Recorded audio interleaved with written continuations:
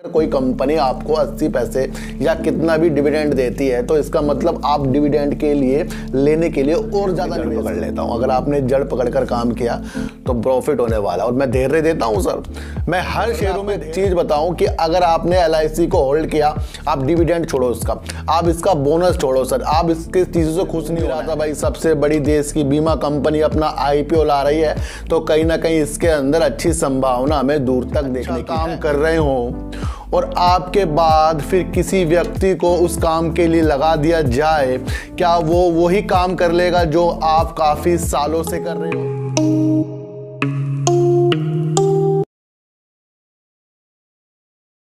नमस्कार, मैं स्वागत करता हूं आपका अपने ही चैनल पर जिसका नाम है सार्थक बाजार से। और आज बात करेंगे सर IRFC की, और बात करेंगे सर ट्राइडेंट की, और बात करेंगे सर LIC और यस बैंक की। सर इन सब की बात करने से पहले मैं आपको एक चीज़ बता दूं सर, ये चीज़ें आप अपने आप भी इसको महसूस कर सकते हो कि अगर आप कुछ अच्छा काम कर रहे हो और आपके बाद फिर किसी व्यक्ति को उस काम के लिए लगा दिया जाए, क्या वो वही काम कर लेगा जो आप काफ़ी सालों से कर रहे हो?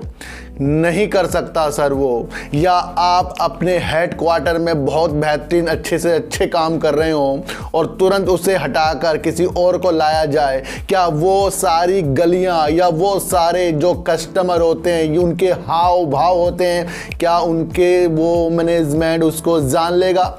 बिल्कुल भी नहीं जान सकता। आपको एक चीज़ समझनी पड़ेगी सर कि अगर कोई खराब काम कर रहा है, अगर उसके बदले कोई अच्छा व्यक्ति लाकर उस जगह बिठाए तो वो अच्छा काम कर लेगा, क्योंकि पहले वाले ने ही सेल को डुबा रखा है, वो काम कर लेगा। लेकिन अगर कोई अच्छा काम कर रहा है उसके बाद किसी व्यक्ति को लाया जाए, वो कितना अच्छा हो, वो काम उसके अंदर 1 से 2 साल के अंदर उसे सीखने में लग जाएंगे, चाहे उसे कितना ही एक्सपीरियंस पहले बहुत ज्यादा हो। एक ऐसा एहसास होता है उसे जानने के लिए, अनुभव को जानने के लिए काफी वक्त लग जाएगा। तो मैं ये बातें आज आपको क्यों कह रहा हूं सर, जिस तरीके से ट्राइडेंट को मैंने जब से ही निगेटिव समझा है, जब से राजेंद्र गुप्ता जी इसमें से निकल गए हैं, अब जो घरेलू काम की वजह से उनको प्रॉब्लम थी उसकी वजह से इस कंपनी से जो निकले हैं, तो मैंने उसी दिन से आपको कहा था ये निगेटिव है सर, क्योंकि काफ़ी इफेक्ट पड़ेगा। क्योंकि जो इनके चेयरमैन राजेंद्र गुप्ता जी की जो पकड़ थी ना, जो ट्राइडेंट की एक पहचान उन्होंने टेक्सटाइल में, पेपर में, केमिकल में बनाई थी, वो उनके द्वारा उनके हटने से सर वो जो एक मार्गदर्शन होता है ना, वो कहीं ना कहीं विचलित हो गया है। ये जो रणनीति है ये उसी टाइम समझ कर आ गई है।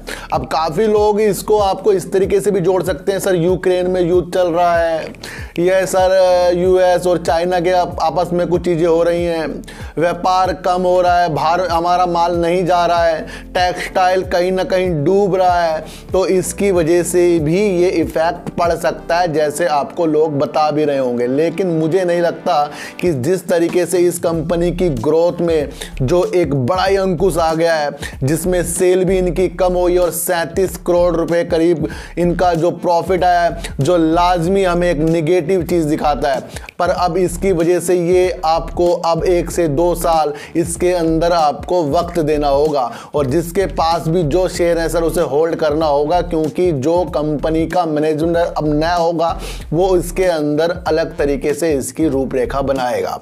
हर सेक्टर को आगे बढ़ने के लिए जब कोई छोड़ देता है तो उसके अंदर थोड़ा समय लगता है, और वो ही निकलकर इनके रिजल्ट पे भी आया है। हाँ, इफेक्ट पड़ा है कि जिस तरीके से बाहर माल नहीं जा रहा है, भाई टेक्सटाइल के जो काम काज है उसमें ठप ही पड़ा है, क्योंकि यूक्रेन और रूस के युद्ध से ही ये स्थिति खराब भी हुई है, व्यापार की स्थिति काफ़ी खराब हुई है, फिर अमेरिका चाइना में भी कुछ प्रॉब्लम हुई है, तो कहीं ना कहीं वैश्विक जो स्थिति है वो प्रॉब्लम के घेरे में आई है, तो उसका भी इफेक्ट इसके अंदर पड़ा है। लेकिन आपको ये देखना चाहिए कि अगर राजेंद्र गुप्ता जी का मार्गदर्शन दोबारा से इस कंपनी को मिलता है, या फिर यही कंपनी बहुत ही अच्छे तरीके से इसको और ज़्यादा मजबूत करे और अपनी कमियों को देखे, तो फिर ये ट्राइडेंट आपको कमाल करके दिखा सकता है। फिलहाल आपको ट्राइडेंट सर 30 रुपये करीब सोचकर अपने मन में चलना होगा, क्योंकि ये जो इनका जो प्रॉफिट बहुत कम आया, सेल कम हुई है और आगे भी होने की उम्मीद है, क्योंकि अभी तो युद्ध तो अभी बिल्कुल पूरी तरह से थमा नहीं है। तो आपको 30 रुपये समझकर सर ये चलना है, और हो सके तो इस शेयर को होल्ड किया जाए तो ये बेस्ट शेयर आपको आने वाले दिनों में और ज़्यादा अच्छा करके दिखाएगा। तो ये एक ऐसी चीज़ होती है, इसको हमें समझना पड़ता है। LIC जिस दिन से IPO अपना लेकर आ गया है सर, उस दिन से इसके निवेशक काफ़ी डरे हुए हैं, क्योंकि शुरू में तो काफ़ी लोगों ने इसकी अच्छी अच्छी वीडियो और ये न्यूज़ में घूम भी रहा था, भाई सबसे बड़ी देश की बीमा कंपनी अपना IPO ला रही है, तो कहीं ना कहीं इसके अंदर अच्छी संभावना हमें दूर तक देखने की है। लेकिन मैंने आपको तुरंत ही कहा था कि जो इनकी पॉलिसी 15 से 20 साल की होती है, वो 1 से 2 साल में आपको प्रॉफिट देगी। क्या आपने LIC में अपना IPO लिया हो या आपने इसके शेयरों को लिया हो, तो ये लंबे समय के लिए है सर। ये मैंने आपके अंदर रणनीति पहले ही बनाई थी। अब मैंने भी इस शेयर को होल्ड किया है, फिर इसको थोड़ा सा एवरेज भी किया है, लेकिन मेरी मंशा इस शेयर में बहुत ही पॉजिटिव लगी है। आपको ये समझकर चलना पड़ेगा सर। 1433 करोड़ से 15,952 करोड़ रुपए का इन्होंने प्रॉफिट लाकर दिखा दिया है सर। ये आपको समझकर चलना पड़ेगा, इतना बड़ा प्रॉफिट, वो भी LIC ने सर। लेकिन निवेशक जिस तरीके से ये IPO के बाद से 35% तक टूट गया है, इसके अंदर कई निवेशकों के पैसे भी बहुत ज़्यादा डर के माहौल में है, और वो डर रहे हैं कि करना क्या है सर। इस शेयर से आपको बिल्कुल भी नहीं डरना है, क्योंकि यह है देश की सबसे बड़ी बीमा कंपनी। इस कंपनी के अगर आप देखा जाए तो इस कंपनी ने, LIC ने काफ़ी कंपनियों में अपना स्टेक ले रखा है सर। ये आपको समझकर चलना पड़ेगा, और छोटी मोटी कंपनी तो यह है नहीं, इसमें आपके पास समय ही नहीं है इसको देने के लिए। ये आपको जल्दी से अमीर नहीं करेगा, मैं आपको बता दूँ। लेकिन अगर इस शेयर को आपने होल्ड किया, बहुत ही सही रेट पर मिल रहा है, इसे हमने अगर होल्ड किया तो इनकी जो मैनेजमेंट की एक मंशा है ना भाई, निवेशकों को कैसे धैर्य दिया जाए, ये मैंने आपको बहुत पहले भी बताया था कि ये कुछ चीजें कर रहे हैं कि शेयर प्राइस जो गिरता जा रहा है, इसको कैसे मैनेज और किस तरीके से इसको निवेशकों को प्रॉफिट दिया जाए।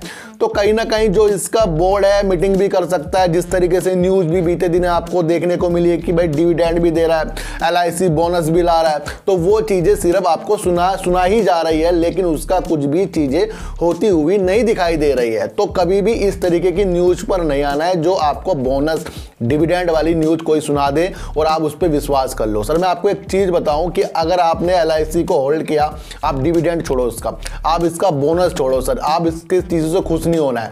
आपको इसकी मंशा देखनी है कि LIC जो काम कर रहा है, और ये जरूरत है सर, हर घर में कोई ना कोई LIC से जुड़ा हुआ होता है, तो ये जरूरत है कि बीमा करना एक जरूरत बन जाती है, और वो भी एक ऐसी कंपनी जिसपे विश्वास ज्यादा से ज्यादा हो। तो इसका बोनस की अगर कोई आपको न्यूज बता रहा हो या डिविडेंड की कोई न्यूज बता रहा हो, भाई ये दे सकती है, वो तो लाजमी है, वो तो मिल ही जाएगा जब आपके पास शेयर होंगे, उसमें कुछ चीजें तो है नहीं सर। तो LIC ने जिस तरीके से अपना प्रॉफिट को बहुत ही बढ़िया कर लिया है, जानदार कर लिया है, और काफी लोग मुझे कह रहे थे कि इस शेयर के ऊपर वीडियो क्यों बनाते हो, ये तो शेयर सबसे बेकार है, कमेंट भी किए थे किसी ने मुझे पीछे। मैंने कहा भाई ये जो LIC है ना, उसकी हम रग पकड़ते हैं, जड़ पकड़ते हैं, और वैसे भी मैं हर शेयरों की जड़ पकड़ लेता हूं। अगर आपने जड़ पकड़कर काम किया तो प्रॉफिट होने वाला, और मैं धैर्य देता हूं सर, मैं हर शेयरों में धैर्य देता हूं, समय देता हूं, और अगर मुझे वो काम पसंद आ गया सर, फिर मुझे वो शेयर से कोई जुदा नहीं कर सकता, क्योंकि उसके अंदर जो मंशा हमने देखी है बड़ी पॉजिटिव देखी है। तो LIC ने जो प्रॉफिट किया, इनको बहुत बहुत बधाई, और आगे जाकर इसके अंदर और मंशा मुझे अपने इसके अंदर डालनी पड़ेगी। और जो भी आप शेयर लेते हो, खरीदते हो, बेचते हो, वो आप अपनी तरफ से कीजिए, लेकिन यहाँ पर सिर्फ आपको एक साइकोलॉजी बताई जा रही है, और उस साइकोलॉजी के द्वारा ही कहीं ना कहीं हमें प्रॉफिट होता ही होता है। ये आपको सर जानकर चलना पड़ेगा।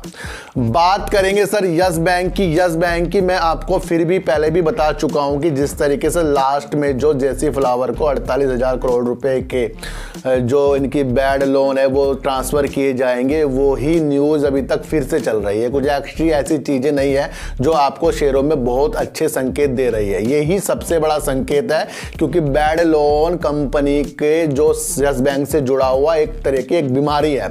इस बीमारी से यस बैंक इस नवंबर के एंड में अगर जुदा हो जाता है, अलग हो जाता है, तो फिर इसकी राह खुलेगी।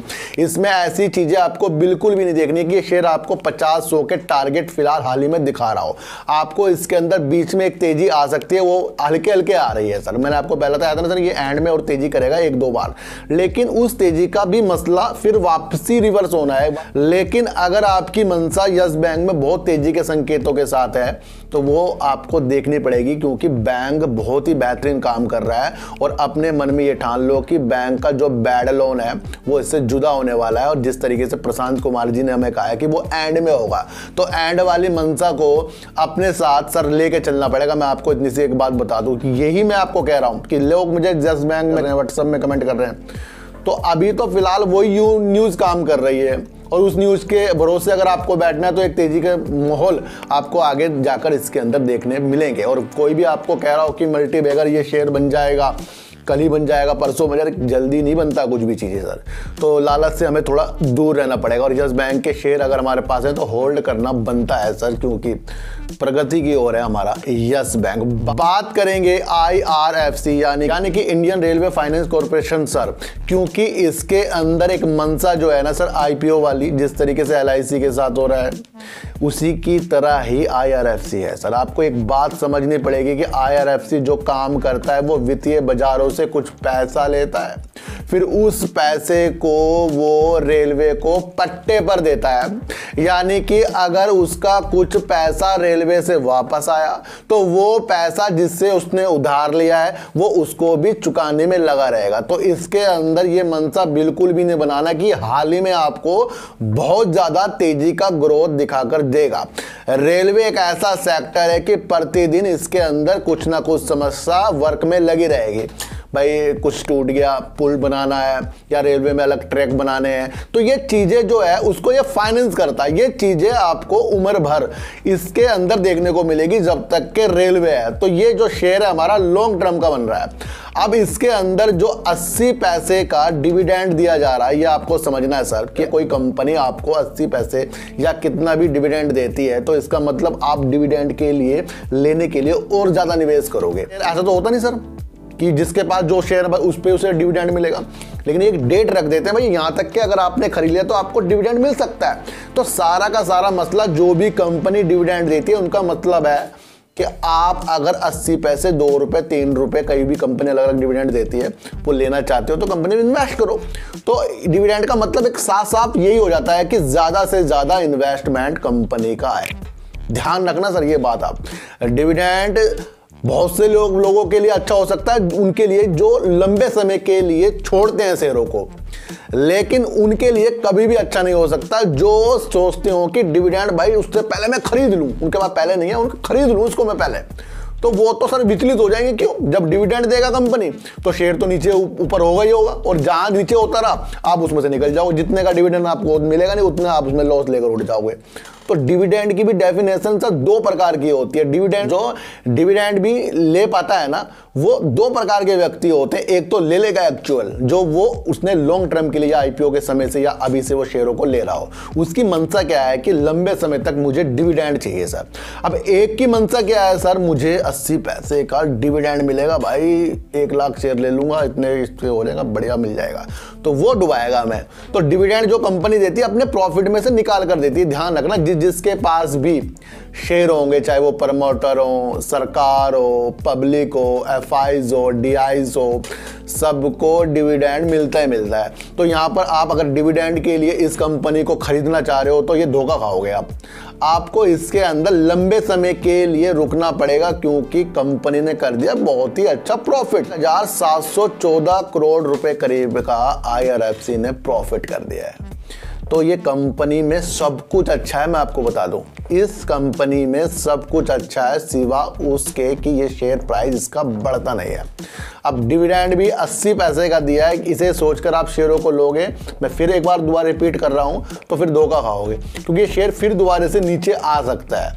ये ध्यान रखना कि अगर आपको इस कंपनी से पैसा कमाना है IRFC से, तो इसमें भी सिप लग सकती है इतने छोटे शेयर में, क्योंकि ये बहुत ही पॉजिटिव शेयर है। ये बढ़ने को जल्दी से भी ऊपर की तरफ जा सकता है, लेकिन उम्मीद इसकी 10% है ऊपर ज्यादा जाने की, लेकिन 90% इसकी उम्मीद 20 से 25 रुपए के बीच में घूमने की। ये सोचकर अपने माइंड को सेट कर लो। जहां आपने अपने माइंड को सेट इस तरीके से IRFC में किया, पॉजिटिव संकेत आपको दिखना शुरू हो जाएंगे। लाखों लोग आपको हर चीज़ों में वीडियो बनाएंगे, सारी फंसाने वाले वीडियो बनाते हैं लोग बाग, मैंने देख ली है। मैं भी पहले इस तरीके से कहाँ देखता था वीडियो लोगों के, ये न्यूज आ गई, उसका अलग तरीके से बता दिया, ये हो गया, उसका अलग तरीके से बता दिया। जो एक्चुअल चीज़ होती है कि जिसको हमें समझकर प्रॉफिट होता है, और क्या धैर्य देने से, क्या समय देने से, और क्या डिविडेंड के खेल से, और क्या इतना ज़्यादा प्रॉफिट आने से हमारे दिमाग में क्या चीज़ें उत्पन्न होती है, उसी का मार्केट में काम करने का तरीका किसी किसी को होगा। और वही तरीके मैं आपको सिखाना चाह रहा हूं कि LIC ने जो इतना ज़्यादा प्रॉफिट दे दिया है, और अब इसका मैनेजमेंट शेयर धारकों को, निवेशकों को खुश करने के लिए बोनस या डिविडेंड की घोषणा जिस तरीके से लोग कह रहे होंगी, वो जब हो जाएंगी तब उस पर विश्वास करना है। फिलहाल तो पॉजिटिव संकेत LIC में है, और यस बैंक में आपको एंड तक के अपने प्रॉफिट या अपने मंशा को ज़्यादा अच्छा करना है, क्योंकि बैड लोन इसी दौरान होने वाले हैं। उसके बाद फिर होल्ड वाले चांस ही बनेंगे।